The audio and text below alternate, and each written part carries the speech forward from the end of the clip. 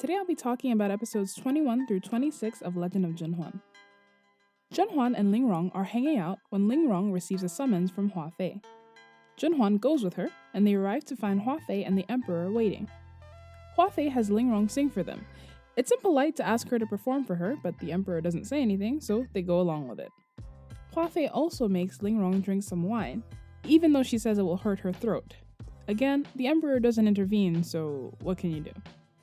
As predicted, Ling Rong can't continue singing after downing the strong alcohol, and they are allowed to leave. The Emperor doesn't say anything, but he seems disappointed. They arrive home to find rewards from Hua Fei. This is one of those things that can be passed off as being polite on the surface, but is actually quite deliberate. There are servants that are trained to entertain the concubines and the Emperor, and they are rewarded just like this. Hua Fei is pretty much saying, "Thanks for the show, clowns." Ling Rong is especially sensitive to being treated as lower class since she comes from a relatively poor family. It's winter now, and Meizhuang is still under house arrest. The Emperor doesn't seem to miss her much, as he is having a good time with ZhenHuan and Shun Changzai, first-class female attendant. Shun has been in the drama since the beginning, but since she was so young, 14 at the time, she had very few interactions with the Emperor. Now that she's 16, the Emperor figures he's waited long enough and decides it's time for her to serve him in bed. I get that this is the reality of the time, but making the actress look so young just makes this gross to watch. Shun asks if she can live with ZhenHuan, and ZhenHuan gets her first roommate. Meanwhile, Hua Fei's brother, Nian Gengyao, is getting more and more unruly, and people start to report cases of abuse of power. Considering how he acted with the Emperor, I can only imagine how he treats the people that are below him. Hua Fei also begins to disrespect the Empress more blatantly. Though Meizhuang is still imprisoned, the cost-cutting measures that she implemented when she was in charge of finances are still in effect, and Hua Fei is really struggling. Only buying a few gold bangles a week. She comes up with a plan to make some side money. With her brother's status, plenty of people would be willing to pay her to put in a good word for them. This is illegal, as it's taking bribes to affect official positions, but Hua Fei's never been one to follow the rules. Ling Rong, meanwhile, has picked up her own side hobby, black magic.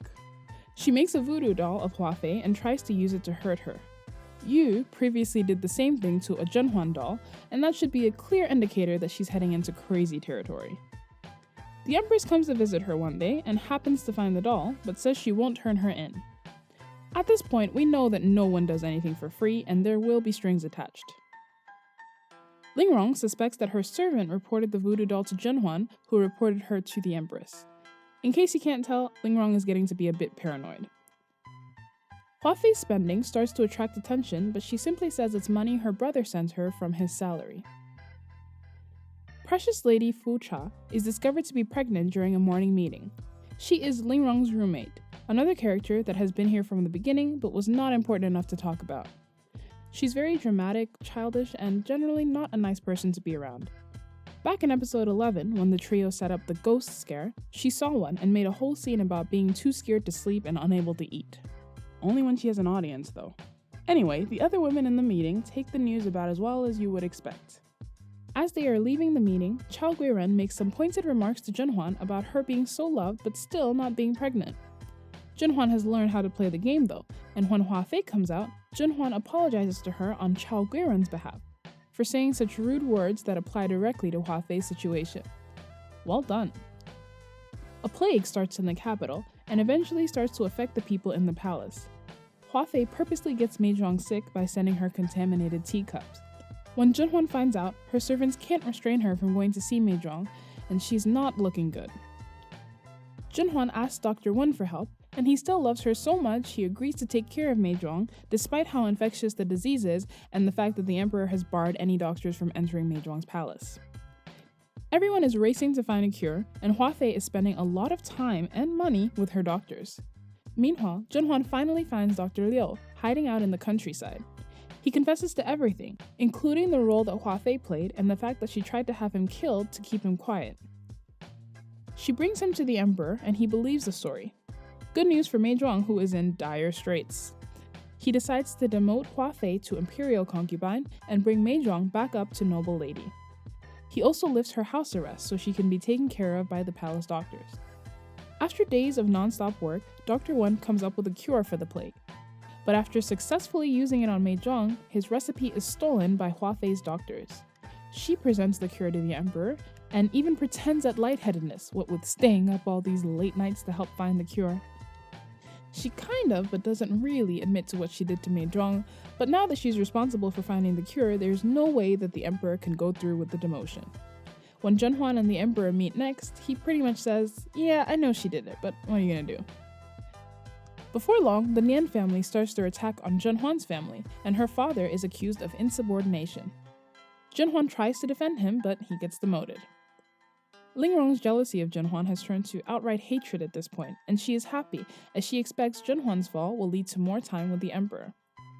As the months pass, noble Lady Fucha becomes quite the nuisance, using her pregnancy as an excuse to be annoying as hell.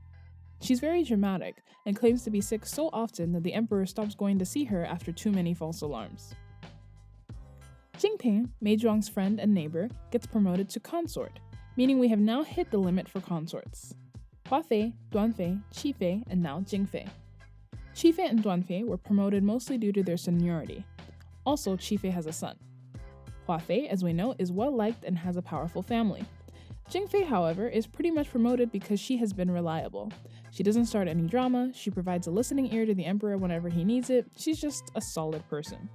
Which is why she's such good friends with the level-headed Mei Zhuang, who, by the way, has mostly recovered and is pretty friendly with Dr. Wen now, who spends a lot of time helping her get healthy. I guess this is the new trio. Before long, Fucha is 4 months pregnant. The Empress is feeling threatened by the new baby, and has her new lackey, Ling Rong, use her knowledge of scents and powders to get the Empress's cat to attack Fucha. They set it up when all of the consorts are admiring the spring bloom in the garden. The cat attacks Fucha, and in the chaos, someone pushes ZhenHuan into Fucha, and the cat scratches ZhenHuan on the neck.